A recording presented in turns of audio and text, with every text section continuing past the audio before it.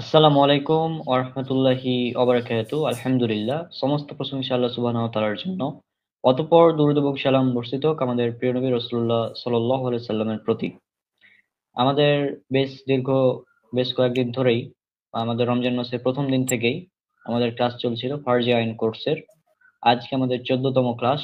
আমরা গত ক্লাসে বিবাহ সম্পর্কে আলোচনা করেছি এবং আজকে আমাদের ক্লাস আলোচনা করা হবে তালাক সম্পর্কে এবং আরো বেশ কিছু বিষয় ইসলামে যেগুলো আছে সেগুলো নিয়ে। তো আমাদের মাহমুদুল হোসেন ভাই ক্লাস নেবেন। আহ হ্যাঁ ভাই, আপনি এখন ক্লাস শুরু করতে পারেন। السلام عليكم ورحمة الله وبركاته. الحمد لله والصلاة والسلام على رسول الله وبعد. فأعوذ بالله من الشيطان الرجيم. بسم الله الرحمن الرحيم. الطلاق مرتان إلى آخر الآية. প্রশংসা মাত্রই আল্লাহর জন্য, দুরূদ ও সালাম বর্ষিত হোক মুহাম্মদ রাসূলুল্লাহ সাল্লাল্লাহু আলাইহি ওয়াসাল্লামের প্রতি। আমরা ফরজে আইনের ধারাবাহিক কোর্স করছি। এখন আমরা যে বিষয় নিয়ে কথা বলবো, আজকে আমাদের আলোচনার মূল বিষয় হবে তালাক এবং এর সঙ্গে ফারায়েজ অর্থাৎ উত্তরাধিকার যে আইন কোরআন এবং সুন্নাহর, এটা নিয়ে কিছু কথা বলবো। তো তালাক এক কথা এটা একটা অনেক ভালো জিনিস না। অনেক জিনিসই হালাল আছে, কিন্তু সব হালাল গ্রহণ করতে আল্লাহ আমাদেরকে বাধ্য করেনি। কিছু বৈধ জিনিস মানুষের বিপদ থেকে বাঁচার জন্য, যেমন দেখেন, কোনো মানুষ শৈলে অস্ত্রোপচার করা, কাটাছেঁড়া করা, এটা অবস্থা আসলে এটা ভালো না।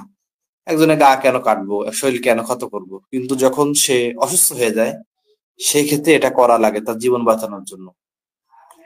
তো দুইজন, একজন পুরুষ একজন মহিলার সম্পর্কের এমন একটা তিক্ত ভাব অনেক সময় চলে আসে যে এই তিক্তটা কাটানোর জন্য একটাই উপায় থাকে, সেটা হলো তলাক। যদি তলাকের বিধানটা শরিয়াতে না থাকতো তাহলে অনেক স্বামী স্ত্রী তারা আত্মহত্যা করেই মারা যেত। যাই হোক, তো এখন তলাকের আবিধানিক বা শাব্দিক অর্থ আমরা বলি, তলাক মানে হলো খুলে দেওয়া, তালাক অর্থাৎ ছেড়ে দেওয়া। আল্লাহ নবী সাল্লাল্লাহু আলাইহি সাল্লাম মক্কা বিজয়ের সময় মক্কার কাফেরদেরকে বলেছিল যে তোমরা আমার কাছে কেমন ব্যবহার আশা করো। তারা বলছিল একটা বাবা বা চাচা তার সন্তানের কাছে যেমন ব্যবহার আশা করে তেমন ব্যবহার আশা করি। তো আল্লাহ নবী শুনে বলছেন, আনতুমুত তুলাকা, তোমাদেরকে তালাক দেওয়া হলো, অর্থাৎ তোমাকে ছেড়ে দেওয়া হলো, তোমাদেরকে কিছু বলবো না। তো এখান থেকে তলাক শব্দটা গ্রহণ করা হয়েছে।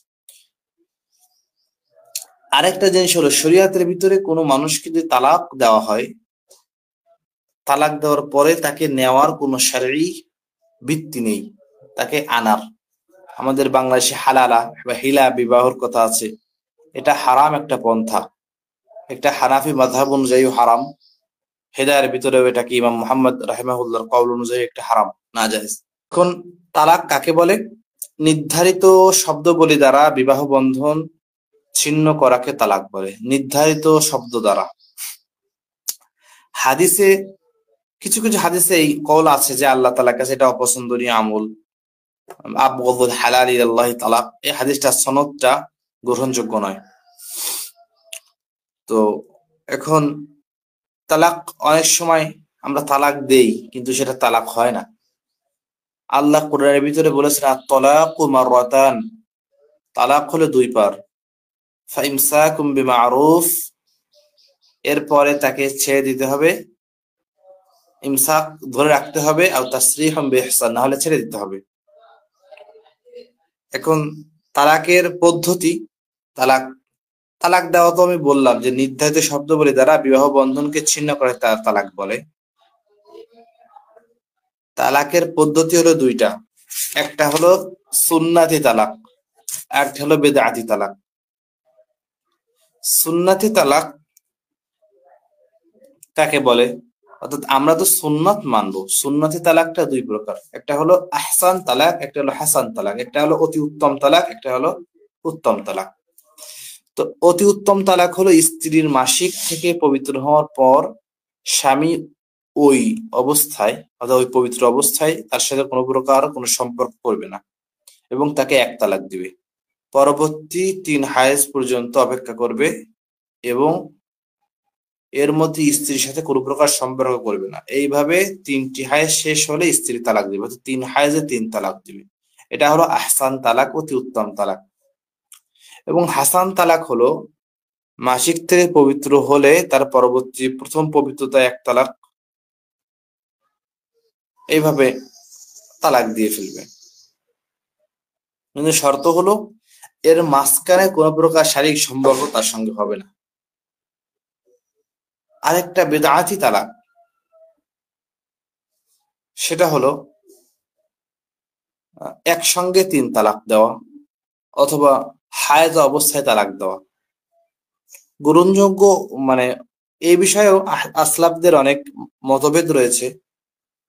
অধিক জমহুর মুহাদ্দিসিন তাদের মতে তালাক হবে না, একসঙ্গে যদি কেউ 3 তালাক দেয় তাহলে 1 তালাকও হবে না, তালাকই হবে না। কেউ কেউ বলেছেন 1 তালাক হবে। আর 4 মাযহাবেরই আবু হানিফা, আহমদ বিন হাম্বল, মালিক এনাদের মতে তালাক হয়ে যাবে। তো আমাদের সুন্নাত অনুযায়ী যদি দিতে যাই তাহলে সব থেকে অতি উত্তম হলো যে স্ত্রীর মাসিক থেকে পবিত্র হওয়ার পর স্বামী ওই স্ত্রীকে 1 তালাক দিবে। এরপর থেকে পরবর্তী 3 হায়েজ পর্যন্ত অপেক্ষা করবে এবং এর মধ্যে স্ত্রীর সাথে কোনো সম্পর্ক করবে না। এভাবে 3 হায়েজ শেষ হলে স্ত্রীকে তালাক দিবে। এবং হাসান তালাক হলো 3 হায়েজে 3 তালাকই দিয়ে দিবে আস্তে আস্তে করে। এইগুলো হলো সুন্নাত অনুযায়ী যে তালাকের পদ্ধতি। এরপর তালাক দেওয়ার পর কিছুদিন অপেক্ষা করা লাগে, এটাকে শরীয়তের ভিতরে ইদ্দাত বলে। ইদ্দাত, তালাকপ্রাপ্ত ও বিধবা নারী একটি নির্দিষ্ট সময় পর্যন্ত কোথাও গমন না করে এবং অন্য কোনো স্বামী গ্রহণ না করে নির্দিষ্ট স্থানে অবস্থান করতে হয়, নির্দিষ্ট সময়কে ইদ্দাত বলে। ইদ্দাতের প্রকার সম্পর্কে, যদি সঙ্গম বা নির্জনবাসের আগে স্ত্রী তালাকপ্রাপ্ত হয় ইদ্দত পালন করতে হবে না। অর্থাৎ কোন স্ত্রী যদি ডাইরেক্ট এমন হয় যে বিবাহ হয়েছে আবার তালাক হয়ে গেছে কিন্তু কোনো শারীরিক সম্পর্ক হয়নি, সেক্ষেত্রে ইদ্দত পালন করার কোনো কথা নেই। দ্বিতীয় নম্বর হলো সুস্থ স্বাভাবিক স্ত্রী ইদ্দত। সুস্থ স্বাভাবিক স্ত্রী হলো পরবর্তী তিন মাসিক পর্যন্ত। এরপর হলো অল্প বয়স বা বার্ধক্য, যাদের এখনো হায়েজ বা মাসিক হয়নি, সেই ক্ষেত্রে সে 3 মাস অপেক্ষা করবে। আরেকটা হলো গর্ভবতী যারা নারী রয়েছেন তাদের ইদ্দত হলো সন্তান জন্ম পর্যন্ত। যদি 9 মাসে তালাক হয়, তার 10 মাসের সন্তান যদি হয়ে যায় তার ইদ্দত পালন হয়ে যাবে। এরপর স্বামী যদি মারা যায় অথবা স্ত্রী গর্ভবতী না হয়, সেই ক্ষেত্রে যেটা কোরআনে রয়েছে সেটা হলো আরবাআত আশহুরি ওয়া আশরা, 4 মাস 10 দিন। স্বামী যদি মৃত্যু হয়ে যায় এবং স্ত্রী যখন গর্ভবতী না হয়, সেই ক্ষেত্রে তার ইদ্দত হলো 4 মাস 10 দিন। এরপর ইদ্দত পালন করা সংক্রান্ত কিছু বিষয় রয়েছে, সেটা হলো তালাকপ্রাপ্তা বা বিধবা নারী তার স্বামীর ঘরে ইদ্দত পালন করবে, অন্য কোথাও যাবে না। তার স্বামীর ঘর থেকে, তার স্বামীও তাকে ঘর থেকে বের করতে পারবে না। ইদ্দতের টাইমটা যখন শেষ হবে এরপরে তাকে যেতে দিতে পারবে। তবে এই সময়টা তারা পারস্পরিক বিচ্ছিন্ন যদি হয়ে যায় বা মিটামিটি হয়ে যায় বা সালিশ এসে বলে যে তুমি বাসায় চলে যাও, সেই ক্ষেত্রে যেতে পারবে। এরপর স্বামীর ঘরে ইদ্দত পালনকালে তালাকপ্রাপ্তা স্ত্রীর থাকা, খাওয়া, ভরণ পোষণ এগুলো স্বামীকে দেওয়া লাগবে। এমনকি স্ত্রী অসুস্থ হলে চিকিৎসা খরচও তাকে দিতে হবে। কিছু মাসআলা তালাক সংক্রান্ত, এটা খুব আমরা হালকা করে বলতেছি, যতগুলো না বললেই নয়। মুখে মুখে তালাক দিলে তালাক কার্যকর হয়ে যাবে, যদিও বাংলাদেশে, আমাদের দেশে তালাক দিতে গেলে অর্থাৎ লিখিত হওয়া লাগে, কিন্তু কেউ যদি মুখে 3 মাসে 3 তালাক দেয় তালাক হয়ে যাবে। রাগান্বিত অবস্থায় যদি তালাক দেয়, রাগের একটা মাত্রা আছে, হঠাৎ করে হালকা পাতলা এতে তালাক হবে না। কিন্তু যদি বুঝে শুনে তালাক দেয়, সেক্ষেত্রে তালাক হয়ে যাবে। আমাদের আব্দুল্লাহ জাহাঙ্গীর রাহিমাহুল্লাহ উনি বলছিলেন যে এর আগে 1000 টাকার নোট কেউ ছিঁড়ে ফেলতে পারে, ওই এর আগে তালাক দিলে তালাক হবে না। ওই সময় তো পাগল থাকে, পাগল তালাক দিলে তালাক হবে না। বোবা ব্যক্তি ইশারা দিয়ে তালাক দেয়, সেক্ষেত্রে তাকে তালাক হয়ে যাবে। কোন ব্যক্তি ভুলবশত তালাকের মূল অর্থ না জেনে স্বেচ্ছায় যদি স্ত্রীকে তালাক দেয়, অথবা কথা বলতে বলতে অনিচ্ছায় তালাক দিয়ে বসে, এতে তালাক হবে না। কিন্তু হানাফি মাযহাব অনুযায়ী কিন্তু হয়ে যাবে। হানাফি মাযহাব অনুযায়ী এমন আছে গান পয়েন্টে যদি কেউ কাউকে তালাক দেয়, যে তালাক দেয় না দে, না হলে তোকে মেরে ফেলবো, সেক্ষেত্রে তালাক দেয়, এই ক্ষেত্রে তালাক হয়ে যাবে। এটা একটা বাজে মাসালা। ইমাম মালিক রাহিমাহুল্লাহ এর বিপক্ষে অনেক লিখেছেন এবং এই জন্য তাকে আঘাতও করা হয় ইমাম মালিক রাহিমাহুল্লাহকে। উনি বলেন যে জোর অবস্থায় যদি কেউ কুফরি কথা বলে, সেই ক্ষেত্রে যদি কুফরিটা কুফরি হিসেবে না ধরা হয়, সেই ক্ষেত্রে এই অবস্থায় তালাক দিলে তালাক কিভাবে হয়ে যাবে, এবং এই কথাটাই বেশি সঠিক এবং যথার্থ। যেসব ক্ষেত্রে তালাক হবে না, এক হলো পাগল ব্যক্তি, পাগল অবস্থায় তালাক দিলে তালাক হবে না, ঘুমন্ত অবস্থায় তালাক দিলে তালাক হবে না। ছোট বাচ্চাকে ছোটবেলায় বিবাহ করে দিলে তার তালাক কার্যকর হবে না যতক্ষণ না সে বালেগ হবে। বালেগ হওয়ার পর সে উক্ত তালাক বহাল রাখে, তাহলে তালাক হবে, না হলে হবে না। এটা হলো তালাক সংক্রান্ত যে বিষয়টা আমাদের না জানলেই নয়, সেই বিষয়গুলো আমরা বললাম। এখন এই বিষয়ে ভাই কিছু কথা আপনি বলেন, মানে কোন প্রশ্ন। এরপর আমাদের আরেকটা ছোট পার্ট আছে, হলো উত্তরাধিকার যে বিষয়। হ্যাঁ হ্যাঁ, এই তালাক সম্পর্কে তেমন প্রশ্ন নাই আমার, যেহেতু এইগুলো নিয়ে আমার পড়াশোনা তেমন নাই বেশি। হ্যাঁ, থাকলে হয়তো প্রশ্ন হতো। এখন কথা হলো যে কেউ যদি অনেকে বলে যে হঠাৎ করে রাগের মাথায় ফোন করলো, হ্যাঁ, ফোন করে ডাইরেক্ট 3 তালাক, এটা তো হবে না যদি ওই একসাথে। তো এইভাবে যদি কেউ তালাক দেয়, তাহলে কি হানাফি মাযহাব অনুযায়ী তালাক হবে? হানাফি মাযহাবে তালাক হয়ে যাবে, সব মাযহাবে তালাক হয়ে হ্যাঁ যাবে। হ্যাঁ। আচ্ছা। জমহুর মুহাদ্দিস মানে আসলাফের ভিতরে মুহাদ্দিস ছিলেন, তারা বলছেন যে তালাক হবে না। কিন্তু ফকিহ যতগুলো ফকিহ আছে, ইভেন সৌদি আরবের ওনাদের মতে হয়ে যাবে তালাক। আচ্ছা। হানাফি মাযহাবে তো কোনো সুরতি নেই, কিন্তু যদি আপনি গভীরভাবে অধ্যয়ন করেন, সেই ক্ষেত্রে যে কুফরি যদি কেউ করে, বলা হয়েছে সেই অবস্থায় কেউ যদি না জেনে কুফরিও করে ফেলে, তার কুফরিটাই আল্লাহ কবুল করে না, তো তালাক কিভাবে কবুল হবে?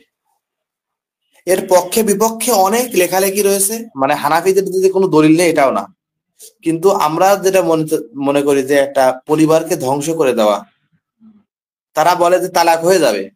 তালাক হয়ে যাওয়ার পরে যে সমস্যাটা করে সেটা হলো হালালা করে, যেটা হারাম এবং মালউনের পদ্ধতি। আল্লাহ নবী বলেছেন যে ব্যক্তি হালালা করে, হিল্লা করায়, তাদের প্রতি আল্লাহ লানত। এনারা বলে যে হালালা জায়েজ আছে, কিন্তু তালাক তালাক আবার হয়ে যাবে, ঠিক আছে। হিল্লা বিবাহর ব্যাপারটা, এটা হলো হানাফি মাযহাবে, প্রত্যেকটা মাযহাবে হারাম, এটা হারাম, মানে সবার কাছে হারাম। কিন্তু তালাকের ব্যাপারে সব মাযহাবেই 3 তালাক যদি মানে একসঙ্গে দিয়ে ফেলে, এটাকে তারা বেদাত বলেছেন এবং অনেকে কবিরা গুনাহ বলেছেন, কিন্তু তালাকটা হয়ে যাবে তাদের মতে। কিন্তু মুহাদ্দিসিন যারা আছে আধুনিক যুগে, ইমাম শাওকানি বলেন, নাসিরউদ্দিন আলবানী রাহিমাহুল্লাহ বলেন, জুবাইর আলী জাই রাহিমাহুল্লাহ বলেন, ইনারা বলেছেন যা না, তালাক হবে না। আর আমাদের বাংলাদেশের ভিতরে সবথেকে, আমি যাকে আমার একজন ভালো আলেম মনে করি, কামালউদ্দিন আব্দুল্লাহ জাফরি হাফিজাহুল্লাহ, জামিয়া কাসিমের প্রিন্সিপাল, যেখানে ডক্টর আল্লামা কাজী ইব্রাহিম ওইখানকার উনি মুহাদ্দিস, উনি বলছেন যে তালাক হবে না। এবং উনি কিন্তু সৌদি আরবের রাবেতা আলামে ইসলামী এর একজন মানে গ্রহণযোগ্য পর্যায়ের একজন লিডার, বড় বড় গ্রহণযোগ্য আলেম। তো জান এটার পক্ষে বিপক্ষে অনেক কিছু আছে, সেই ক্ষেত্রে আমরা চেষ্টা করব যে সুন্নাত অনুযায়ী 3 তালাক দেওয়া, এবং এখানে 3 তালাক দেওয়া যে কবিরা গুনাহ এবং হারাম এটা সবাই মানে। কিন্তু ইনারা বলে যে হারাম কাজ করার পরে এটা হয়ে যাবে, এইটা আমার কাছে হাস্যকর মনে হয় যে আপনি হারাম কাজ করলেন, সেই হারাম কাজ অনুযায়ী একটা জিনিস বৈধতা কি করে হয়ে যায়। এনারা বলে যে হিল্লা বিবাহের ক্ষেত্রে এটাই বলে যে হিল্লা বিবাহটা হারাম ঠিক আছে, কিন্তু হিল্লা বিবাহ যদি কেউ করে ফেলে কিন্তু বিবাহ পরবর্তী হালাল হয়ে যাবে। এইটা খুবই একটা অযৌক্তিক একটা কথা। আচ্ছা, আপনি নেক্সট টপিকে যান। এরপর আরেকটা বিষয় হলো উত্তরাধিকার যে বিষয়টা আছে, উত্তরাধিকার অর্থাৎ জমি জায়গার যে ভাগ বাটোয়ারা একটা বিষয় আছে কোরআনে। কোরআনে এই বিষয়টা অনেক বিস্তারিত ভাবে কথা বলা, এবং 1-2টা জিনিস হাদিসে আইছে, কিন্তু বেশিরভাগ কোরআনে এটাকে স্পষ্ট করা হয়েছে। তো উত্তরাধিকার বা মিরাস এটা কাকে বলে? মৃত ব্যক্তির রেখে যাওয়া সম্পত্তিকে সুষ্ঠু ভাবে বন্টন করাকে উত্তরাধিকার আইন বলে। আরেকবার বলি, মৃত ব্যক্তির রেখে যাওয়া সম্পত্তির সুষ্ঠু বন্টন রীতিকে বলা হয় উত্তরাধিকার বন্টন আইন। শারঈ পরিভাষায় এই বন্টনকারীর জ্ঞানকে ইলমুল ফারাইজ বলে। ইলমুল ফারাইজ, হাদিসের ভিতরে রয়েছে তাআল্লামুল ফারাইদা, তোমরা ফারাইজ শিক্ষা করো। এখানে মুহাদ্দিসরা 2টা ব্যাখ্যা বলেছেন। একটা হলো ফারাইজ মানে হলো ফরজ এলেম, অর্থাৎ সালাত, সিয়াম, হজ, যাকাত এগুলো শেখো। আর ইলমুল ফারাইজ, জমি জায়গার ভাগকে আবার ইলমুল ফারাইজ বলা হয়। সেই ক্ষেত্রে তাআল্লামুল ফারাইদা মানে তোমরা ফারাইজ শিক্ষা করো, অর্থাৎ জমি জায়গার ভাগাভাগি শিক্ষা করো। এটা একটা ব্যাপক এলেম। এই বিষয়ে আপনি অবাক হবেন ভাই, সমস্ত পৃথিবীতে একটা বই এই বিষয়ে প্রসিদ্ধ সব থেকে বেশি। এটা হানাফি মাযহাবের বই। আহলে হাদিস বলেন, শাফিঈ বলেন, মালিকি বলেন, সবাই একটা বই পড়ায় ফারাইজের জন্য। আর আকীদার ক্ষেত্রেও সবাই একটাই আকীদা কিতাব পড়ায়। এই 2টা ক্ষেত্রে আমাদের সকল বাংলাদেশের সবার একই মত। একটা হলো আকীদাতুত তাহাবী, আকীদার ক্ষেত্রে 2 নম্বর হলো আস-সিরাজি ফিল মিরাস, এই একটা কিতাব। এটা হলো ফারাইজের জন্য। এই ফারাইজের ব্যাপারে আল্লাহ তাআলা সূরা নিসার 11 নম্বর আয়াতে এবং সূরা নিসার 176 নম্বর আয়াতে উল্লেখ করেছেন। আপনি সূরা নিসার 11 নম্বর আয়াতটা বের করেন। হ্যাঁ, আমি বের এই করছি। আয়াত 30 সেকেন্ড। হ্যাঁ, যে আমি আমার আলোচনা চালিয়ে যাচ্ছি। আল কোরআনের বিভিন্ন স্থানে এই সম্পর্কিত কিছু আলোচনা রয়েছে। মুসলিম খলিফাদের যুগে এটি একটি পূর্ণাঙ্গ শাস্ত্রের রূপ নেয়। এর ভিতরে কিছু টার্ম রয়েছে, কিছু পরিভাষা রয়েছে ফারাইজের। একটা নাম হলো মিরাস, মৃত ব্যক্তির রেখে যাওয়া সম্পত্তিকে মিরাস বলা হয়। একটা হলো ওয়ারেস, ওয়ারেস মিরাস যারা লাভ করে তাদেরকে ওয়ারেস বলা হয়। এই ইলমুল ফারাইজের জ্ঞান অর্জন করা হলো ফরজে কিফায়া, অর্থাৎ প্রত্যেক অঞ্চলে কিছু লোকদেরকে এই বিষয়ে জানতে হবে। আমাদের বাংলাদেশে আলেম যারা আছেন, মুফতি সাহেব, তারা এই বিষয়ে পড়েন। এটা ইফতায় যারা মুফতি পাশ করে তাদেরকে এই বিষয়ে অনেক পড়ানো হয় ফারাইজ সম্পর্কে। এই যে আয়াতটা আল্লাহ সুবহানাহু ওয়া তাআলা বলেন যে ইউসিকুমুল্লাহু ফি আওলাদিকুম, আল্লাহ তোমাদের সন্তানদের ব্যাপারে ওসিয়াত করেছেন। লিযযাকারি মিসলু হাযযিল উনসায়াইন, একজন পুরুষ পাবে 2 মেয়ের সমপরিমাণ।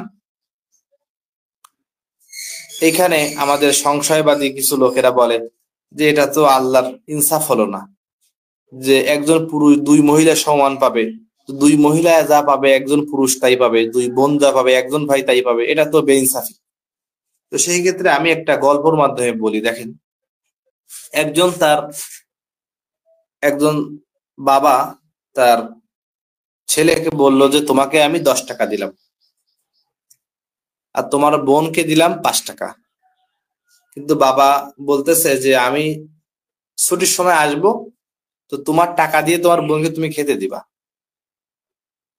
সেই ক্ষেত্রে দেখা গেল যে ওই যে ছেলেটা ওর বোনকে খেতে দিল 2 টাকা, ও খেলো 3 টাকা, ওর থাকলো 5 টাকা, পরবর্তীতে ওর বোনেরও 5 টাকা থাকলো, দুজনে কিন্তু সমান হয়ে গেল। আল্লাহ সুবহানাহু ওয়া তাআলা মহাজ্ঞানী, উনি দেখছেন একজন মেয়ে, তাকে তার স্বামী দিচ্ছে, তার বাবা দিচ্ছে, তার সন্তান দিচ্ছে, কিন্তু একজন ছেলে, তার তো আর স্বামী হয় না, তার হয় স্ত্রী, তার স্ত্রীকে উল্টো তাকে দেওয়া লাগে, তার ভাইদেরকে উল্টো তাকে দেওয়া লাগে। এই ক্ষেত্রে আল্লাহ সুবহানাহু ওয়া তাআলা পুরুষদেরকে বেশি দিয়েছেন, এটা হলো আল্লাহর হিকমত। আমাদের মোটা বেরেনে এটা আসবে না। আল্লাহ তাআলা বলেন যে আল্লাহ ইয়ালামু ওয়া আনতুম লা তা'লামুন, আল্লাহ জানেন তোমরা জানো না। এরপরে ফাইন কুন্না নিসাআন ফাওকা ইসনাতাইন, যদি মহিলারা 2 এর বেশি হয়, ফালাহুন্না সুলুসা মা তারাক, তাহলে মহিলারা 3 ভাগের 2 ভাগ পাবে যা তার আব্বা রেখে গিয়েছেন। অর্থাৎ পুরুষ আমি এক, যদি এমন হয় যে 2 বোন 1 ভাই, সেই ক্ষেত্রে তো অর্ধেক অর্ধেক হবে। আর যদি তার কোনো পুরুষ, তার কোনো ছেলে নেই, সেক্ষেত্রে 2 বোন আছে, সেক্ষেত্রে বা এটা বোনরা 2 এর বেশি, সেই ক্ষেত্রে অর্ধেক মানে 3 এর 2 ভাগ তারা মেয়েরা পেয়ে যাবে। ওয়া ইন কানাত ওয়াহিদাতান, যদি মেয়ে একটা হয়, অনলি 1 ডটার, ফালাহান নিসফ, তাহলে মেয়ে পাবে অর্ধেক।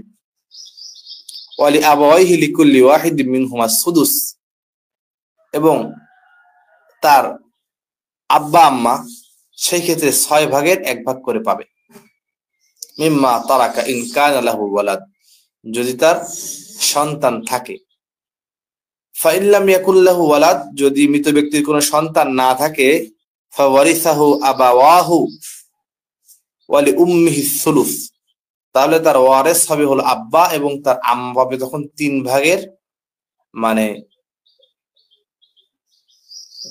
তার মা আম্মা মানে 3 ভাগের 1 ভাগ পাবে।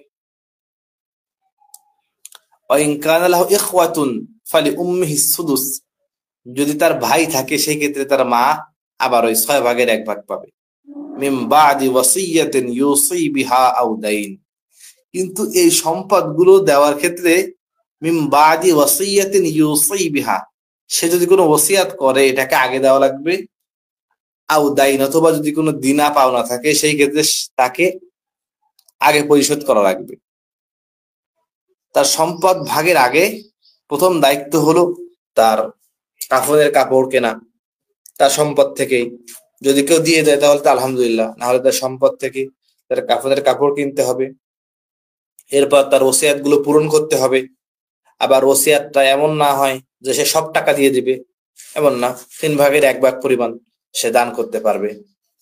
এরপর সে তার দিনাগুলোকে দূর করে এরপরে সম্পত্তির ভাগ হবে। আমাদের বাংলাদেশে এমন হয় যে মরার সঙ্গে আগে জমি জায়গা ভাগ হয়, এরপরে যারা দিনা পাওনাদার তারা হলো কান্দাকাটি করে বেড়ায়, কিন্তু জমির ভাগ থেকে তারা বলে আমরা পেয়েছি, আমরা দিতে পারবো না আব্বার দিনা। শুধু যখন আব্বা মারা যায় তখন 10 মিনিটের জন্য ছেলেরা একটু কানবু কানবু করে বলে যে আমার আব্বা যদি কোনো টাকা পেয়ে থাকে আপনারা বলেন, আমরা দিয়ে দিব, কিন্তু এটা দেয় না। এই জন্য আল্লাহ তাআলা বলছেন আবাউকুম ওয়া আবনাউকুম লা তাদরুনা আইয়ুহুম আকরাবু লাহুম নাফআ, হে মুমিনেরা, আবাউকুম তোমাদের পিতা, ওয়া আবনাউকুম তোমাদের সন্তান, লা তাদরুনা আইয়ুহুম আকরাবু লাকুম নাফআ, কাদের দ্বারা তোমাদের বেশি উপকার হবে এটা তোমরা জানো না। এই ক্ষেত্রে ওসিয়াত পালন, দিনা পালন এবং তার কাফনের কাপড় এগুলো করার পরবর্তীতে তার সম্পত্তির ভাগ হবে, এটা আমাদের জানতে হবে। ফারিদাতাম মিনাল্লাহ ইন্নাল্লাহা কানা আলিমান হাকিমা, এটা হলো আল্লাহ তাআলার ফরজ, এবং আল্লাহ রাব্বুল আলামিন সর্বজ্ঞানী এবং সবথেকে বেশি হিকমতওয়ালা, প্রজ্ঞাবান। এখন কিছু বিষয় তো আয়াতে আমরা বলে দিলাম আয়াতটা, এখন এটা বিস্তারিত কিছু বলি কি কেমন ভাবে ভাগ হবে। মৃত ব্যক্তি রেখে দেওয়া সম্পত্তিকে 4টি বিষয় কার্যকর করতে হবে। প্রথমে তার রেখে দেওয়া সম্পত্তি থেকে তাকে দাফন কাফন, যেটা আমি বললাম যে মিন ওয়াসিয়াতিন ইউসিহা আও দাইন, তার কাফন দাফন করতে হবে, তার ঋণ পরিশোধ করতে হবে, তার ঋণ আদায়ের পর অবশিষ্ট সম্পদের 3/1 তার ওসিয়াত অনুযায়ী পূরণ করা যাবে। 3/1, 1/3 যাকে বলা হয়। 4 নম্বর হলো এই 3 খাতে ব্যয় করার পর, অর্থাৎ কাফন দিয়ে, ঋণ দিয়ে এবং ওসিয়াত করানোর পর যে সম্পদ থাকবে, এই সম্পদগুলো কুরআন সুন্নাহ অনুযায়ী বন্টন করতে হবে। এবং সেই ক্ষেত্রে 3টা শর্ত রাখতে হবে। 1, সম্পত্তির মালিক মৃত ব্যক্তির হতে হবে। সে যদি যে সম্পদ সে মালিক না, ওই সম্পদ বন্টন তো করাই যাবে না। মৃত ব্যক্তির সম্পত্তিতে কোনো উত্তরাধিকার নেই।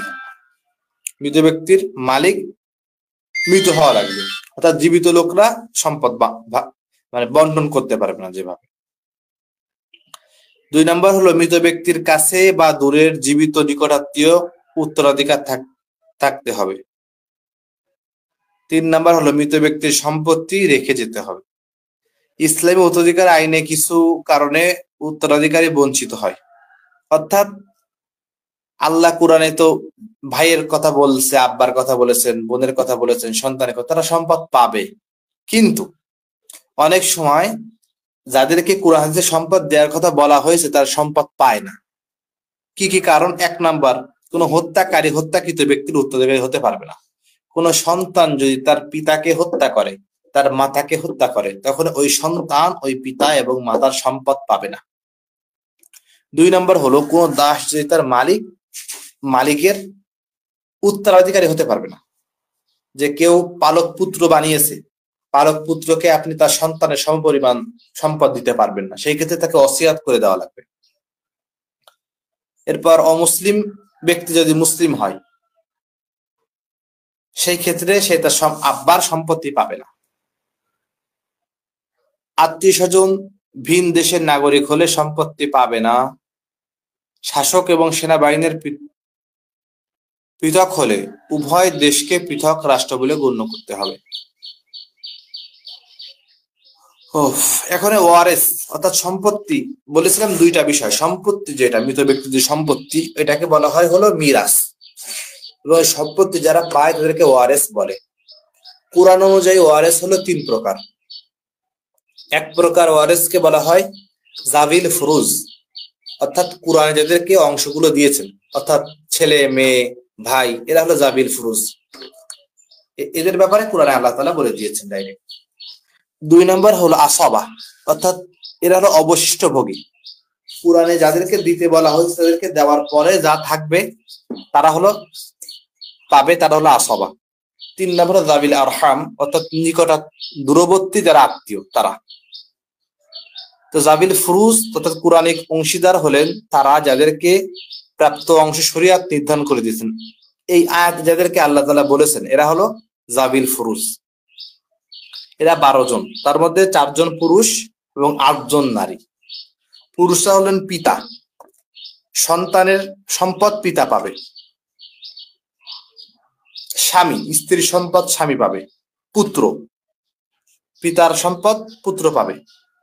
এরপরে হলো বৈপিত্তীয় ভাই, অর্থাৎ মা এক বাবা আলাদা, এই ভাই, এরা সম্পদ পাবে। এবং নারীদের মধ্যে হলেন মা, মৃত ব্যক্তির মা, মৃত ব্যক্তির দাদি নানি, মৃত ব্যক্তির স্ত্রী, মৃত ব্যক্তির কন্যা, মৃত ব্যক্তির পুত্রের কন্যা অর্থাৎ নাতনি, মৃত ব্যক্তির আপন বোন, বৈমাত্রীয় বোন অর্থাৎ বাপ এক মা আলাদা এরা, ও বৈপিত্তীয় বোন অর্থাৎ পিতা আলাদা মাতা এক। আর বৈমাত্রী হলো পিতা এক মাতা আলাদা।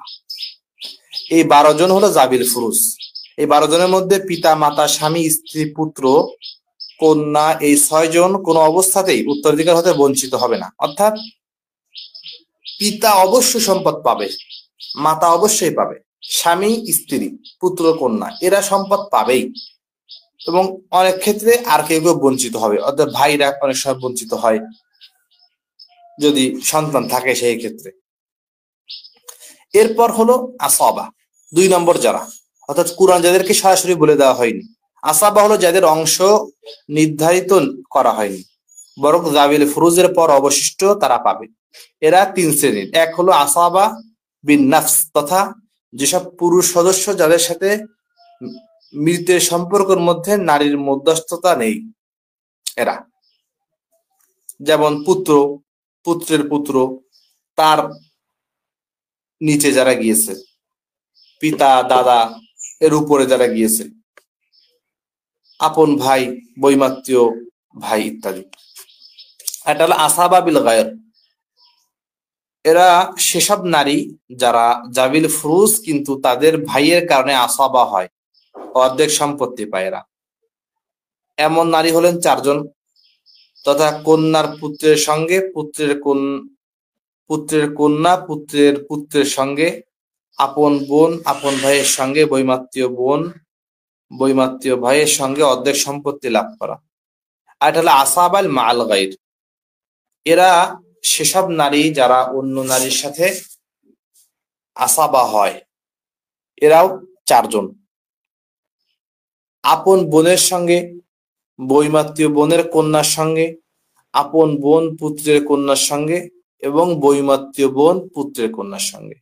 এরা হলো কুরআনে যাদেরকে বলা হয়েছে এদের পরে যা থাকবে এরা আসাবা। 3 নাম্বার হলো যাবিল আরহাম। এরা হলো আত্মীয়, দূরবর্তী আত্মীয় যারা। উপরে যারা জাবিল ফুরুজ, কুরআনে যাদেরকে বলা হয়েছে আয়াতটাই, অথবা যারা আসাবা, এই বাদে যা থাকবে এরা হলো জাবিল আরহাম। উপরের 2 শ্রেণীর অনুপস্থিতিতে দূরবর্তী আত্মীয়রা সম্পত্তি লাভ করবে। এর মধ্যে প্রথম শ্রেণীতে আছে মৃত ব্যক্তির কন্যার বংশধর, পুত্রের কন্যার বংশধর। দ্বিতীয় শ্রেণীর সদস্য হলো মৃত ব্যক্তির পূর্বপুরুষ, অর্থাৎ অপ্রকৃত দাদা, নানা, দাদি বা নানি। তৃতীয় শ্রেণীর সদস্য হলো মৃত ব্যক্তির পিতামাতার বংশধর, যেমন সহোদর, মানে আমার চাচা, আমার আব্বার সৎ ভাই। এনারা কখন পাবে? যখন আমার আসহাবুল ফুরুজ বা জাবিল ফুরুজ, যাদেরকে কোরআনে সম্পদ দিতে বলা হয়েছে, তারাও নেই, পরবর্তী যারা আসাবা তারাও নেই। 3 নম্বর স্তর হলো এনারা সম্পদ পাবে। এইখানে কিছু কিছু লোক যাদেরকে বললাম, এইটা হলো সম্পত্তির ভাগ। এরপর ওই যে এই আয়াতের ক্ষেত্রে আল্লাহ সুবহানাহু ওয়া তাআলা স্পষ্ট করে দিয়েছেন। এই ক্ষেত্রে আরেকটা আছে কালালার বিষয়। এই আয়াতের ভিতরে কালালা কাকে বলে এটা আল্লাহ তাআলা ডাইরেক্ট কোরআনে বলবেন যে ইয়াস্তাফতুনাকা, তারা আপনার কাছে ফতোয়া জিজ্ঞেস করে, জানতে চায়। কুলিল্লাহু ইউফতিকুম, বলো আল্লাহ তাআলা তোমাদেরকে ফতোয়া দিচ্ছে বা জানাচ্ছেন ফিল কালালা, কালালার ক্ষেত্রে। কালালা ইনিমরুন হালাকা লাইসা লাহু ওয়ালাদ, যদি কোনো মানুষ মারা যায়, লাইসা লাহু ওয়ালাদ, তার কোনো সন্তান না থাকে, ওয়ালাহু উখতুন, তার কোনো বোন থাকে, ফালাহা নিসফু মা তারাক, তাহলে ওই বোন তার সম্পদের অর্ধেক পায়। ওয়া হুয়া ইয়ারিসুহা ইল্লাম ইয়াকুন লাহা ওয়ালাদ, ওই মহিলা কখনো ওয়ারিস হবে যদি তার কোনো লাম ইয়াকুন লাহা ওয়ালাদ, যদি তার কোনো সন্তান না থাকে। ওয়া ইন কানা তাসনাতাইনি ফালাহা সুলুসা মিম্মা তারাক, ওয়া ইন কানা, যদি তারা 2 হয়, 2 বোন হয়, ফালাহুমা সুলুসা মিম্মা তারাক, তাহলে ওই 2 বোন তার বোন 3/2 ভাগ পাবে, 3 ভাগে 2 ভাগ পাবে যা সে রেখে গিয়েছে, ওই কালালা ব্যক্তি যার কেউ নেই। ওয়া ইন কানু ইখওয়াতান, যদি তার অনেকগুলো ভাই থাকে, ওয়া নিসাআন ফালিয-যাকারি মিসলু হাযযিল উনসায়াইন, তাহলে এই কোরআনের যে বন্টনটা, যে কোন মানুষের সন্তানরা পাবে হলো 2 বোনের ডবল, সেই ক্ষেত্রে ওই বিধানে চলে যেতে হবে। তো কালালা কাকে বলে? যার কেউ নেই, অর্থাৎ পিতা সম্পদ পায় এবং সন্তান পায়, তো পিতার দিকেও কেউ নেই, সন্তানের দিকেও কেউ নেই, সেই ক্ষেত্রে তার বোন এবং ভাইরা তার সম্পদের মালিক হয়ে যাবে। ইউবাইয়িনুল্লাহু লাকুম আন তাদিল্লু, আল্লাহ তোমাদেরকে এগুলো বয়ান করে দিয়েছেন, বিশ্লেষণ করে দিয়েছেন। আন তাদিল্লু মানে আন লা তাদিল্লু, যাতে তোমরা পথভ্রষ্ট না হও। আল্লাহু বিকুল্লি শাইইন আলিম, আল্লাহ তাআলা সব কিছু জানেন। এই 2টা আয়াতে মোটামুটি ফারায়েজের বিষয়টা কমপ্লিট হয়ে গিয়েছে। আর একটা বিষয় একটুখানি মনে পড়ে গেল, এটা বলেই ইনশাল্লাহ শেষ করে দেবো। সেই ক্ষেত্রে আমরা, হ্যাঁ, যার পিতা মাতা জীবিত নেই, সন্তানও নেই, বললাম না, অর্থাৎ কেউ নেই তার, কোরআনে আসহাবুল ফুরুজ তার স্পষ্ট নেই। আমরা বেঁচে থাকতে ছেলে মেয়েদেরকে অনেক ক্ষেত্রে দেই, সেই ক্ষেত্রে বরাবর করা ফরজ। সেই ক্ষেত্রে সন্তান 2 গুণ পাবে, মেয়ে 1 গুণ পাবে, এটা না। যদি আপনি জীবিত অবস্থায় আপনার ছেলেকে একটা ঘড়ি কিনে দেন, তো মেয়েকে ওই দামেরই ঘড়ি কিনে দেওয়া লাগবে। সেই ক্ষেত্রে ছেলেকে 2টা, মেয়েকে একটা, এরকম দিলে হবে না। মারা গেলে মিরাসের ভাগ এবং দুনিয়ায় যে বিষয় আপনি বেঁচে থাকতে দিচ্ছেন, এটা হলো হাদিয়া। হাদিয়ার ক্ষেত্রে বরাবর করা আপনার জন্য ফরজ। হযরত নোমান বিন বাশির রাদিয়াল্লাহু তাআলা আনহু, উনি ছোট সাহাবী, অনেক কম বয়সে ইসলাম গ্রহণ করেন। ওনার আব্বা একটা জিনিস হাদিয়া, একটা গোলাম হাদিয়া নিয়ে আসেন নোমান বিন বাশিরের জন্য। তো নোমান বিন বাশির আম্মা বলেন, আপনি আগে আল্লাহর হাবিবের কাছে শোনেন যে এই বিষয়টা আল্লাহ নবী কি বলেন। আপনি তো একটা ছেলেকে হাদিয়া দিচ্ছেন। তো আল্লাহ নবী বলেন, এই হারাম বিষয়ে আমি কোনো ফয়সালা করতে পারবো না। তুমি তোমার সন্তান সবাইকে কি একটা করে গোলাম আজাদ করে দিয়েছ? তা বলছেন না। তাহলে এই বিষয়ে আমি কোনো ভাগাভাগি করতে পারবো না। এক্ষেত্রে বোঝা যায় যে দুনিয়াবী বিষয়ে, দুনিয়ায় কোনো কিছু দিলে বরাবর করতে হবে। সেই ক্ষেত্রে ওই 2 ভাগ 1 ভাগ, এই ভাগটা হবে না। আল্লাহ তাআলা আমাদেরকে তৌফিক দান করুন। আল্লাহুম্মা আমিন। তো আজকে আমাদের যে ক্লাসগুলো হলো, আপনারা দেখলেন, আমরা প্রথমে তালাক সম্পর্কে আলোচনা করলাম, তারপরে ফারায়েজের জ্ঞান যেগুলো, জমি জমা বন্টনের ব্যাপারে। তো এই ব্যাপারে বিস্তারিত কোরআন মাজিদের 2টা আয়াত, একটা সূরা নিসা সূরা নম্বর 4 আয়াত নম্বর 11 এবং 176 নম্বর আয়াত, এই 2টা থেকেই আলোচনাটা হলো, এবং আশা করছি আপনারা আলোচনাটা বুঝতে পেরেছেন। আর আর এটা আমাদের ইউটিউবে বিস্তারিত তো জানার জন্য আমি একটা বইয়ের কথা বলছি। শেখ আব্দুল হ্যাঁ, হামিদ ফাইজ রাহিমাহুল্লাহ ফারায়েজে একটা বই আছে। আর উত্তরাধিকার ডট বাংলা, এটা একটা ওয়েবসাইট আছে, এখানে আমরা এখান থেকেও জানতে পারবো। জি, আচ্ছা। তো যাই হোক, আপনারা এগুলো ফলো করবেন তাহলে হবে। আর আমাদের ইউটিউবে আমাদের এই ক্লাস গত 13টা এগুলো আপলোড করা হয়েছে, 13 নাম্বারটা এখন আপলোড হয়নি, এডিটিং চলছে। তো যাই হোক, এই ক্লাসগুলো আপনারা দেখবেন, আশা করছি আপনারা অনেক উপকৃত হবেন। আর আপনাদের জন্য একটা সুখবর আছে যে আমাদের এই যে ফার্জিয়ান কোর্স যেটা হচ্ছে, এটা একটা আমরা বই আকারে সংকলন হিসেবে নিয়ে আসতে চাচ্ছি। হয়তো আগামী কোরবানি ঈদের পরে আপনারা হয়তো পেয়ে যাবেন এটা। ইনশাল্লাহ, দেখি যতদূর সম্ভব তো অনেক চেষ্টা জিনিস করব। দিয়ে যখন আমি বলি, সেই ক্ষেত্রে অনেক জিনিস থেকে হ্যাঁ, যায় যেগুলো হ্যাঁ, হ্যাঁ, বলা হয় না।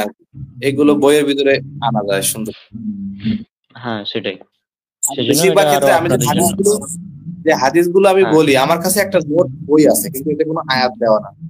হাদিসগুলো আমি বলি, সেগুলো আমি মুখস্থ বলি, হয়তো ভুল যেতে পারে বা নাম্বারিং মিস্টেক হতে পারে, কিন্তু বইয়ের ক্ষেত্রে সেটা আমরা পুরো রিডিং দেখে দেখে দিই, সেক্ষেত্রে এই ভুলগুলো থাকবে না। জি। তো আজকে আমরা বিদায় নিচ্ছি, দেখা হবে ইনশাল্লাহ পরবর্তী ক্লাসে। সব আমাদের জন্য দোয়া করবেন। আসসালামু আলাইকুম ওয়া রাহমাতুল্লাহি ওয়া বারাকাতুহু।